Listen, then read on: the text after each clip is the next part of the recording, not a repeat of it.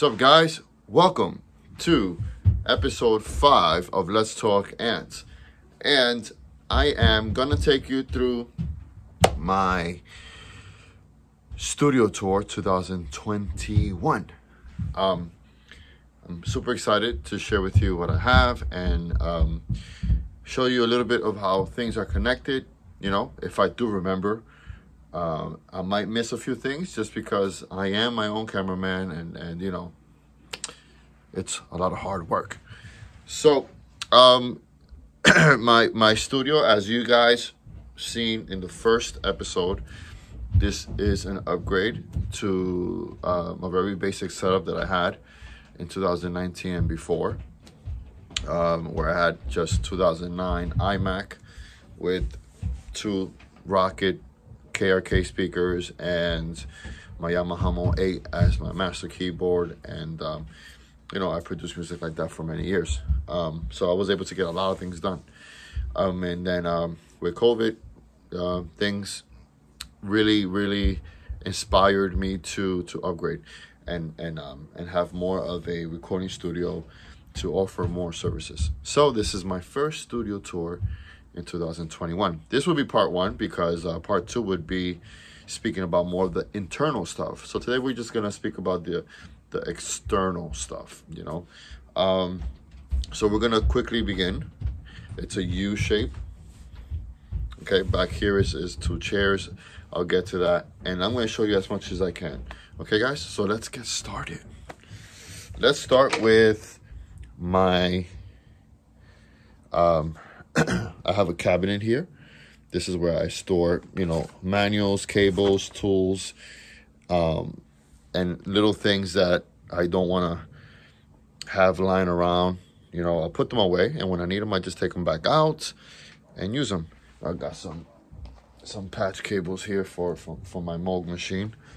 I was just doing sound designing sessions for a client, so I got to put some of these things away.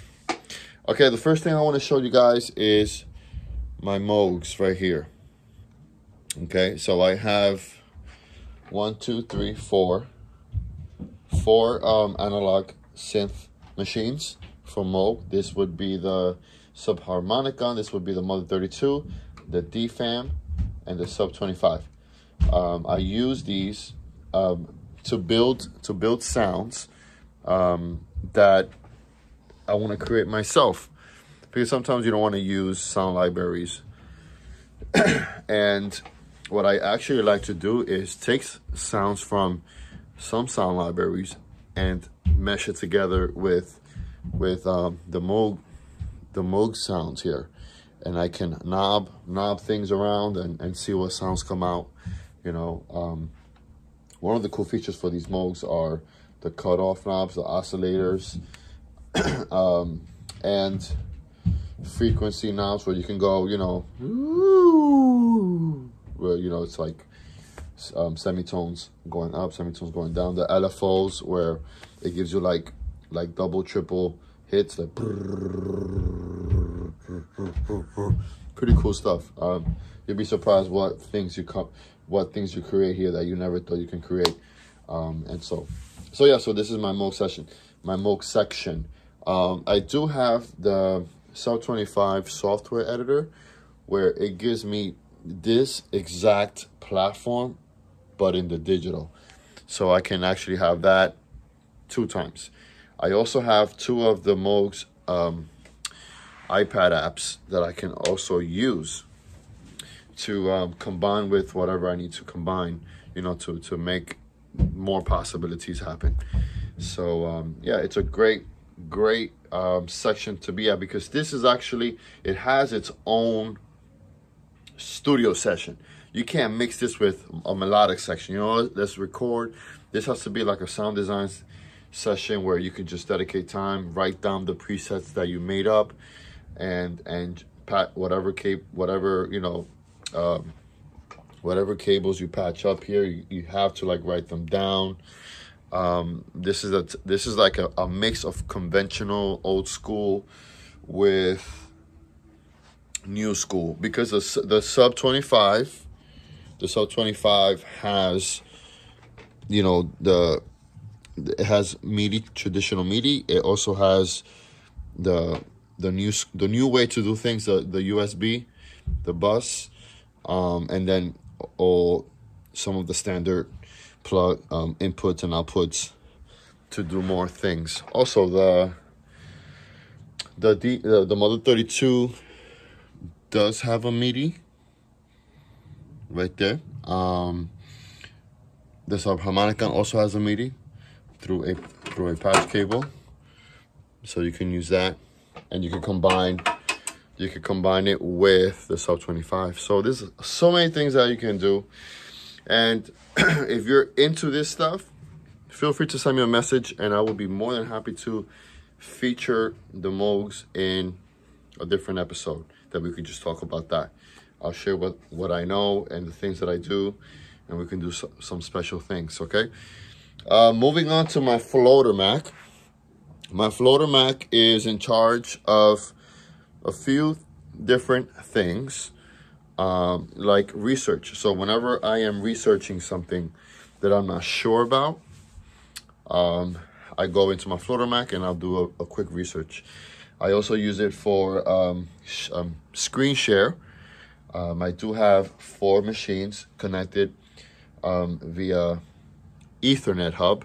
So if I have to look at something in my master Mac or my VSL machine, I can screen share here and I could look at it here if I have to be in this section. So I can use a floater Mac, and I could also see my other computers here as well if I have to be in this section. So it's a standard computer. This is actually the 2009 iMac that I had for many years, since 2009, and now it doesn't have a heavy task. So its job description here in the studio is very light. So I also have the SE electronic shield, because I'm doing everything in order, so that way I do not forget. This is for like vocal recording. Let's see if I take it out. This is for vocal recording, so I can actually place this with a floor stand if I'm recording any instruments that, you know, a musician would be sitting down. So if it's a guitar player, an acoustic guitar, I can place this at an appropriate level to control the sound, so that it doesn't travel everywhere. And when it comes to singers, this will actually be right there. I mean, in, you know, standing up position where the sound is protected, and it works great. I've already used it for a few recording sessions, and in my studio here, everything is convertible, so I make my vocal booth when I know that I'm having vocal sessions. So the setting here changes according to what my client needs and what type of session I'm doing. So when that happens, I have, you know, I can set up a wall right over there, and I have moving blankets. As you can see, I have a moving blanket there emulating a wall. I also have extra ones. I also have more studio wedges, studio foam, where I can create a great surrounding for the singer and also for musicians that are recording anything that needs to be mic'd. So this is a great tool. It's for SE Electronics. It's awesome. So moving on, I have my rack here. But before we get to the rack, let me just show you some headphones that I have here in the studio. I'm gonna showcase a few of them, actually all of them, but you know, I have like 3 of the same brand, so I have 3 different types of headphones here. I have the VSX from Slate Audio. These are mixing headphones, okay? They're not your regular headphones. It comes with a plugin where it allows you to be in different studio rooms, expensive studio rooms. It also has different headphone models. It has a boombox. It has a club, you know, a regular club where you go dancing at night. So it has all of these different features where when you're mixing, and you know you want to have an accurate sound.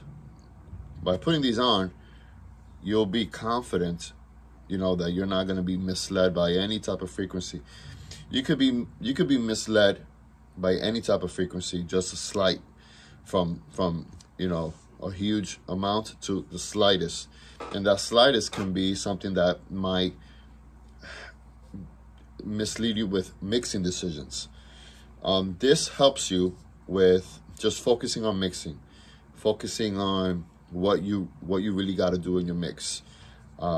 If you are a producer, I'm not a mixing engineer, but I do know what I want. So when I put these on, I can hear what I want to hear. I can, you know, EQ. I can get rid of certain frequencies through EQing, through whatever chain of plugins I have that I can go through to help me with making the best decisions that I can. So the VSX, I highly recommend these. I do not use them for regular music hearing. I only use it for the majority of the mix, and then I would actually just let this go and hear it in-house through my 2.1 system, and then without the 0.1. So I would hear it through my stereo, and then I would hear it with the sub, and I would just like do a comparison, put these back on, take them off, and this actually helps you to not go to your car to listen to your mix. I'm very confident in doing everything here, finalizing how it sounds in my room, how it sounds in the mixing rooms here, and so on. I do have other mixing room plugins that I will speak about when I do the internal studio tour. For recording and tracking, you know, when I'm recording pianos or writing music, or singers come to record here, I have the Bayer Dynamics 150s. I love these headphones. They're very light and comfortable. You know, this, when you put this on, you just, it's old school, old fashioned. And it really gives you that vibe, like that special type of vibe. You put them on, there you go, really light. You see, this is barely touching your head, so it's awesome. And I use this to track. I use this to, you know, sometimes when I'm finished with an arrangement and right before I get to the mixing section, I'll hear it here just to see how it sounds. But I do not use these to mix. The reason why I do have the VSX for that, you know. And I have an Aventone mixing headphone. This is the first headphones that I brought with the purpose of mixing. I am big in doing mixes in headphones. Now, you know, you can't compare what I say with a studio engineer that's been recording music for over 30 years without headphones. You know, they have their own different opinions. But, you know, I am really open to all technology, and especially tools that help musicians and producers to get things done. And mixing in headphones is one of them. So I brought these before I got the VSX. This is an emulation of the Aventone Mix Cube, which I have a Mix Cube over there. And so it has 3 different options where you can go from cube mix to mono, well, to stereo, to stereo, and then to mono. The stereo is what we usually hear in regular headphones, and then mono is mono. And so these headphones are great. They really do isolate and really keep you from hearing outside. I use this to mix my Deliver Us Latin Symphony song, and using a mixing room plugin that I would talk about in the second part of the studio tour. So these are great. It's a great investment. I have not used it and not sure if I'm gonna keep them just because I have new technology. So I might sell these or I might just keep them. Let's see. But yes, these are great. So those are the headphones. Those are the headphones that I house here in the studio. And now we're gonna get to the rack. Let me just bring this over here. Okay, now we're gonna get to the rack. I have a really weak iPhone stand. Okay, so I have this rack. This rack has been given to me by one of my best friends, Josh. Shout out to Josh for the gift. I have a candle. I have a real candle. I don't have fake candles here in the studio. This helps me just to keep a good vibe and feel classical whenever I'm arranging. And this is my headphone mixer. I don't need any, I don't need something very aggressive. I have 4 channels. The most people I have here in recording sessions are maybe 2 to 3, and it's basically 2 and me included. So it would be 3. I don't usually have to have a 4. But if I ever do, I'm okay. Because if you have 3 guests, then you have me. So we're okay, I do have from the Bayer Dynamic headphone, the Bayer Dynamics 150s. I have 3 of them. So if 3 people take up my headphones, then I would have to, I would have to use the Aventone headphone, which most likely I would do it, because the Aventone headphones, the mixing headphones gives you the option to go stereo, like I just showed you guys a few seconds ago. So it's cool. And then I can do that, so, but 4 people is a bit too much to be in my studio, you know what I mean? Unless it's a production team and we all have to work, but it's usually a guest and an artist. And so, just to, when I have the guests here, I don't like to keep them out of the loop, because sometimes we're wearing headphones and they don't hear nothing. So I like to be considerate with their ears so that they can hear what's going on and enjoy the studio visit as well. Why not? Okay, so coming back to the rack. So this is my mixing. It's from Behringer Macro AMP HA400. It's sturdy and it's great for recording studios that just need a typical or regular headphone mixer. It's fantastic. I highly recommend these. I had this for more than a year and it's been awesome.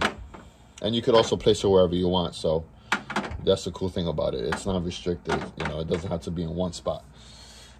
Okay, so starting with in my rack, I have a Furman power conditioner, M as in mom or mother, number 8, D as in dog, X as in X-ray.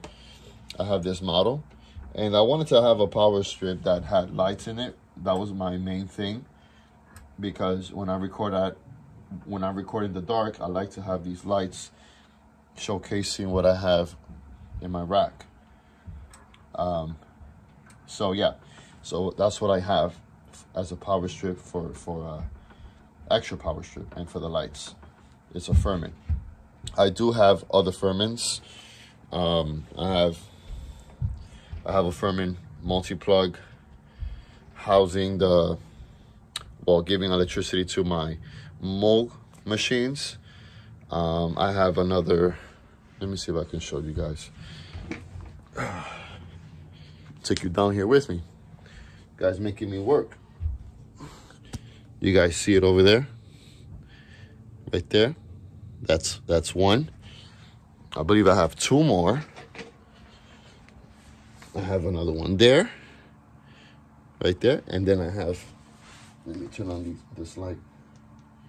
And then I have another one right here. So I try to use Furman as much as possible in my studio.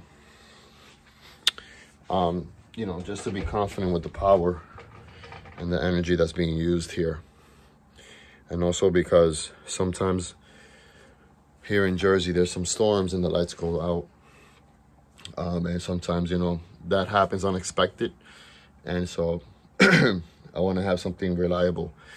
And Furman has a reputation to be reliable. Okay, so moving on to the next thing in my rack, I have an audio interface from Arturia. It's called Audio Fuse 8 Pre. It has 8 channels. And what I dig about this audio interface is that it has 2 headphone inputs. So right now my VSX is taking the headphone jack. And also over here, I can plug in my headphone mixer or just one headphone, and then the volume for the headphones are here. And so it has optical world clock. It has a digital mixer where you can add outputs and inputs via ADAT. And it's a fantastic interface for my studio, and it's great. So it gives you different options here, like if you're using USB or if you're using ADAT, you know, it gives you indications. Right now the studio is running on 48K, and so on and so forth, and it's awesome, you know. One of the things that I like about it is that I can, you know, when I do sound design with my Moogs, I can plug in all the machines here. They all have their own channel, and then I can, you know, simultaneously make sounds while they're all on, you know, and then later on in the editing section, I can combine those 4 channels as one sound, and you know, all the sampling stuff happens. So it's great. It's a great audio interface. And you can actually combine that. You can daisy chain that with other Arturia interfaces, and also gives you the opportunity to use other audio interfaces to combine and make more channels. So I think this has, I believe it has 8 outputs in the back. So you can do certain things with that. You can, you know, you can either add speakers, or you can add other things, synthesizers, whatever you need to do, you know. So it's awesome. Okay, so then next thing in my rack, I have my Quested system. I have a Quested system. It's a 2.1, 2 speakers and 1 sub, and you know, it's a great machine. It's powerful, and you know, there's so much, you know, Quested has its reputation. So I house Quested in my studio, and you know, it gives me the option to, over here, you know, you can bypass the sub, the crossover, the gain, the level. You can see, you know, the dBs here, the phasing, the polarity, and you know, so what I like to do is I like to let the sub kick in a little bit earlier, and not wait till it hits I believe 65 hertz, but yeah, I have it set at 80. Yeah, so when it hits 80, then the sub kicks in. So everybody's studio is different, you know, and I do plan to really have someone come in and double check my sound and the positions of my speaker, because there's always room for improvement. So all these settings might change once I have someone that's an expert in speaker placement and testing out how I can maximize the sound in the studio. So, you know, everything is subject to change, you know.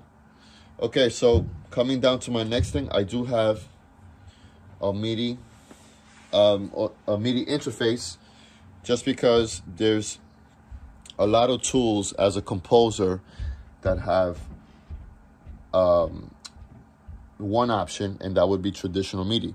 So in that case, I'm well prepared to put any MIDI, traditional MIDI instruments here. And this is connected. This is part of my master computer. Okay, so this audio interface, the Arturia, is my master audio interface that's connected to my master computer. This is the Crested, is obviously the sound that represents the whole thing. This MIDI interface is connected to my master computer, where it will host all MIDI, traditional MIDI instruments. So I think it's 4 in and 4 out in this MIDI interface. I have a Universal Audio 2 satellite. It's quad, and this device has the plugins for UAD. So whatever UAD plugins I own, it's being performed from this satellite device here, and so it's a cool resource to have, because the UAD plugins are, as many people know, they're the best, and you can't really compete with that, So I like to have the options to use UAD plugins in some channel strips. I'll probably do like an aux channel or bus, and put like one EQ to really represent the drum tracks, or one EQ for this. It does have limits. The DSP, it's quad, so it's 4. If you use like heavy UAD plugins, you might run into some limits, especially if you're a composer. You're using 30 plus channels, so you gotta really measure out what UAD plugins you're gonna use. And if you like to use heavy, then you might have to upgrade from quad to octo, so that you can have more. And so right now I use very few, but this really takes away the heavy load from my master computer. But I do like to balance plugins. So UAD is not the only plugins I use. I use Plug Alliance, Waves Audio, and we'll get that to the part 2 of the studio tour for the internal stuff. Okay, and now we're moving to another MIDI interface, where I'm housing the Motu Mark of the Unicorn, or another one, in my picture machine, because I have a picture machine where it's responsible for the picture stuff, media stuff. So whatever MIDI things I have to use in my picture Mac, I can plug it here. So as we get to the next part, you'll notice that there's another audio interface here. It's another Mark of the Unicorn. It's a picture. It's part of these two are part of my picture Mac machines, and they're connected to my master audio interface via optical, ADAT. So I create an optical input here, so that the sound from my picture Mac comes directly into my master Mac. And so it's part of the sound. So whenever I'm writing to picture, I just have to open up the Pro Tools in my picture machine and just create the output to be optical within Pro Tools. So whatever is playing in Pro Tools in my picture Mac, it goes into my master audio interface. Okay, and so so this Mark of the Unicorn audio interface is an 8-pre. It also has 8 channels. You can also make digital outputs, and it has other features that I haven't reached yet, because I'm just using it for very basic things. So you can check it out. It's a Motu 8-pre USB. So it's great. It's heavy duty, and this is something that I can also be ready to use in its fullest potential if I ever have to create 16 tracks. You know what I mean? So it's a great advance to have, just in case if you do got to use 16 tracks for whatever reason. I can switch my setup around easily. And that's what I like about my studio. I had to be able to switch my setup from this to that in a matter of hours. You know what I mean? So it's very convertible. And then over here, I have my Ethernet hub. I have a Netgear where I have 1, 2, 3, 4 machines communicating with each other. And so whenever I have to, you know, link up the master and the pitcher machine, I link it up through the network settings. Whenever I have to use my VSL, which is the Vian Ensemble Pro machine, and I have to sync that up with my master machine, it's just all about the network setup. It's fairly easy, and so it's an awesome way to work. It's an easier flow, especially if your computers don't have powerful specs. So it takes the load off of each computer. You know what I'm saying? So each computer has a specific task, which, you know, if you're interested in knowing about that, comment below and I'll make a video explaining that in its fullest form. Okay?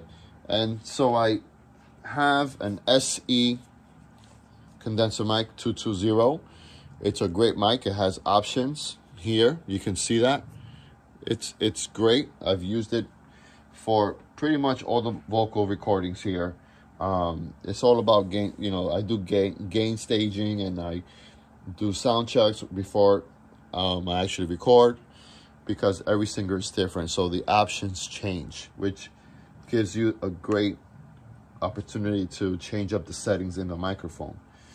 Okay, so we're gonna come out of here, and if you hear a little sound, it's because I have a fan in the back just blowing some nice air so that the rack can stay cool, you know. But when I do record anything that has to do with microphones, that turns off, so I can have as much silence as possible here in the studio. Okay, so a lot of the things you see is usually from back here, but you never get to see what's back behind the computers. So I'm going to take you briefly through what I have here. I have a USB extender. This is connected to my pitcher Mac, and I have two plugs here, which is the audio interface and the Midi interface. And this is for the pitcher Mac, and the pitcher Mac is in the Mac Mini all the way back there. See the Mac Mini right there? So it's pretty cool. I have a USB hub over here, a master USB hub that's connected to my master computer. I have a few devices connected there. I have a regular power multi-plug there, which I have to upgrade that to Furman as soon as possible. Okay, and then coming to the front part here, I have a Baby Heritage monitoring system. And I needed one because I wanted to have two speaker references. So output 1 really represents my 2.1. That can also be 2.0. My output 2 represents the mix cube there from Aventone. And then over here, you can actually put two different sound cards, I guess. This right now, my master audio interface is 1. You can put another one to number 2, but right now, I'm only using 1. The mono I don't use because I already have a mono speaker there, so I just have to switch to number 2. And then the mute and the dim. I like these two buttons because if I have to give somebody full attention, I'll press mute. If I have a client speaking and we still want to hear the song playing, you just dim it. And then you have this nice knob here which is awesome. What I like about this monitoring system is that it doesn't add color. It doesn't add anything to what's coming out of your speakers. So it's awesome. And so this is connected, two cables. These two cables are connected to my Quested system. This is the mono cable, and this is the interface, my master audio interface that's connected here in input 1. And then moving along, this is my master computer, my master iMac, and the Raven monitor is also connected to my master iMac. So I have two monitors as my master monitors, I guess you could call that.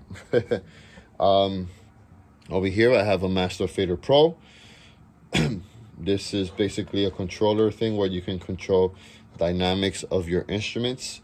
So if you're using strings, if you're using brass, horns, woodwinds, or sounds, you can put the correct CCs that you want here by the software, by the Fader Master Pro software Connect.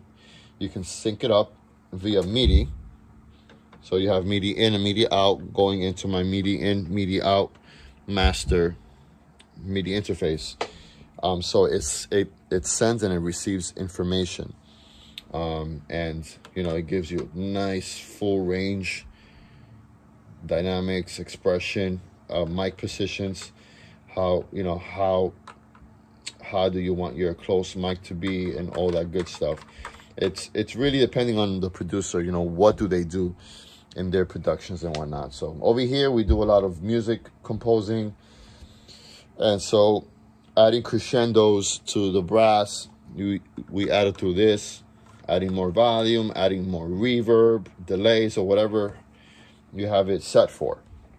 It's a great hardware from JL Cooper Electronics.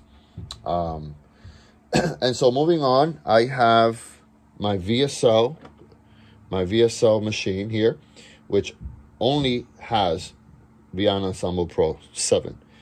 This is only responsible for Viana Ensemble Pro.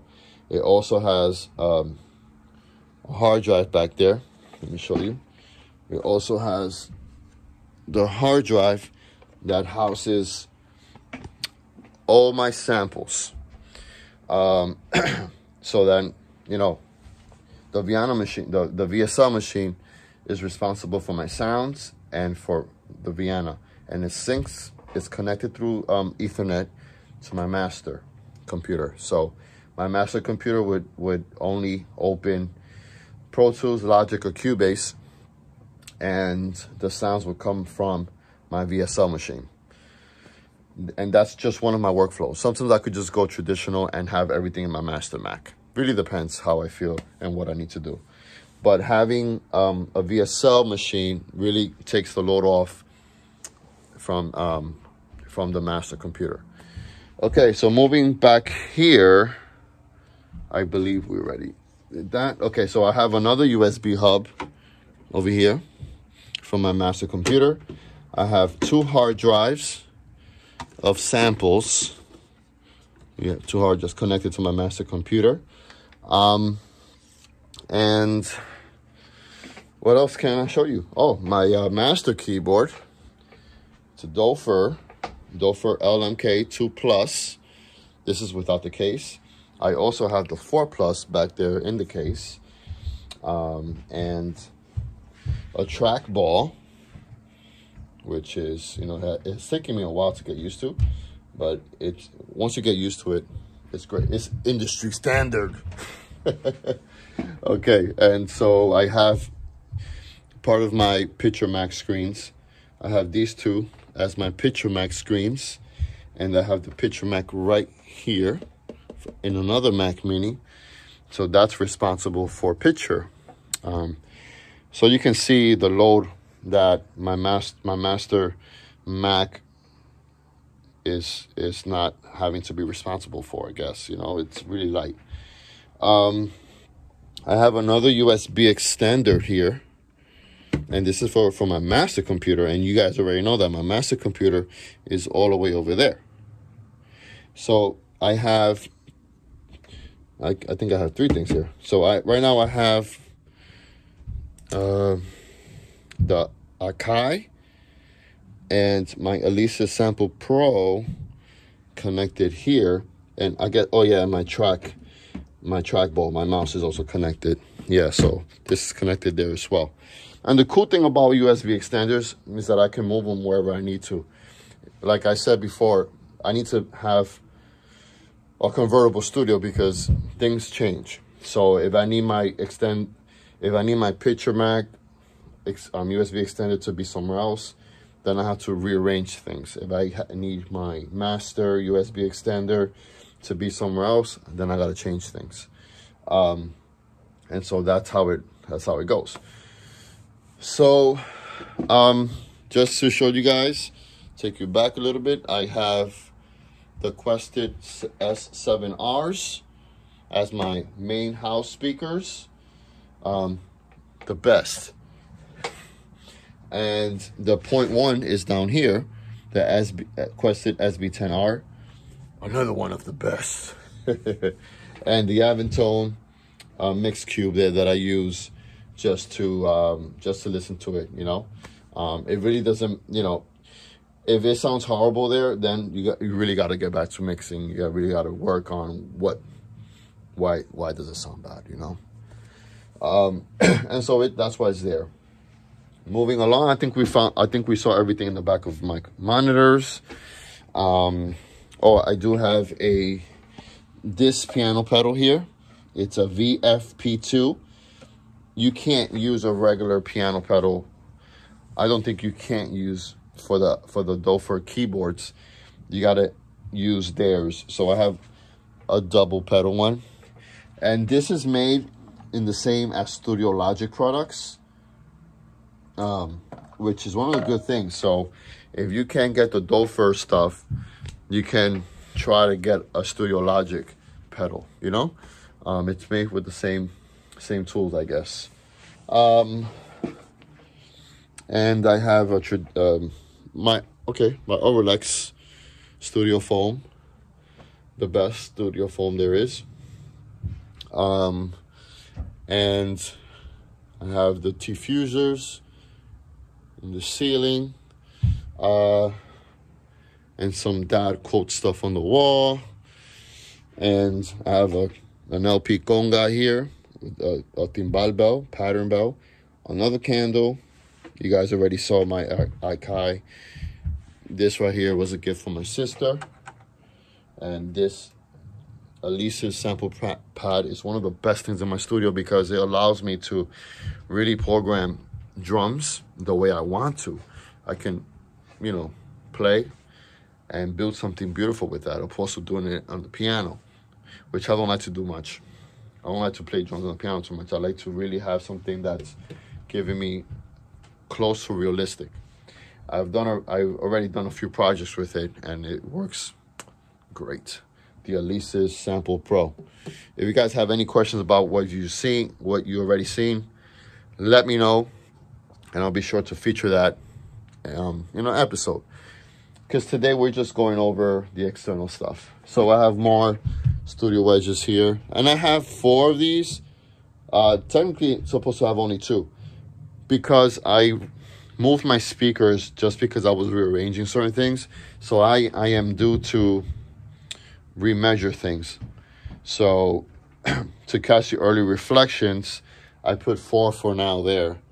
I have another one over here, but yeah, for now I have 4 there, just to make sure that, you know, to add more control for the moment. And then I have an acoustic electric guitar here. This is I got this from Best Choice in Amazon. I love to play the bass. I'm a huge fan of bass guitars, so I get to play, I get to jam on random times. I could walk around the house with it, and it's pretty cool. It keeps me going. So it's also a nice decoration for the studio. But I do play it a lot. You know, don't you know, it's just doesn't sit there. Every day I pick it up to play it. So iPad. This is really has a lot of tasks. Meetings, teaching my piano classes, and everything else that's remote. It comes out of this iPad or the other one that I have. Also have artwork here from one of my daughters. I think this is from Abigail. I have a Persian, what is this known for? I think it's Persian or Turkish design rug here. A big clock there, letting people know what time it is, and also helps me to keep track of time as well. I have a copy and a printer, Himalaya salt lamp. I have some Japanese or Chinese plants. I'm not sure where it came from. Have some painted rocks that my kids made. Painted rocks that my kids make here. So, and I have another microphone that my friend Josh also gave me or lent me. I'm not sure, but it's here. It's it's an expensive microphone. That's why it's housed in its case. It's an Aventone CV12 mod. So he did some specialty things to it, or he has something made to it. Right here. So I'm still waiting to use this microphone on singers. This is how it looks.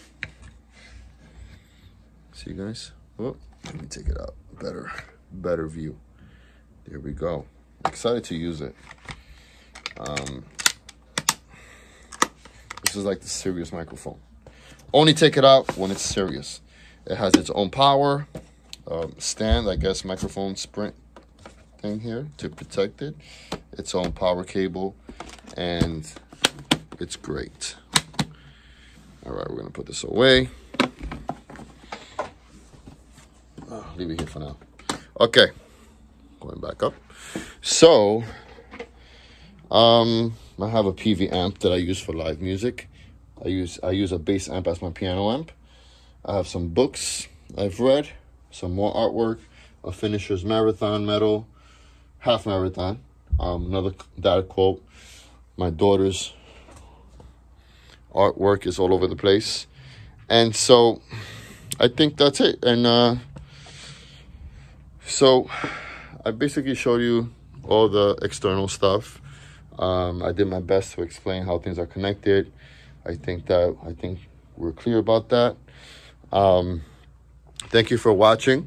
This is the Studio Tour 2021 in the Writing Room Productions. If you guys have any questions, feel free to comment below so I can be of help, okay? And we can dig in more on any specific things that you guys find interesting here, okay? Thank you so much for watching. I'll see you on episode 6.